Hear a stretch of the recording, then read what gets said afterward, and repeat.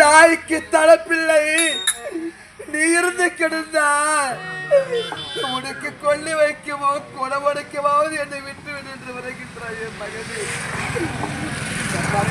நீ பேர்பட்ட துன்பம் எல்லாம் நேர்ந்த பிறகு எனக்கு கொல்லி வைக்குவா பிள்ளை வேண்டும், எனக்கு கொல்லி வைக்கவும் பிள்ளை வேண்டாம், எனக்கு கொடவடைக்கவும் பிள்ளை வேண்டாம் மகனே. மண்ணிலே ஒரு மனிதன் பிறந்து விட்டால் அவன் மானத்தோடு வாழ வேண்டுமாடா.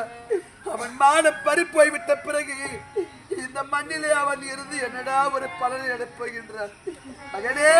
மான பிரதாப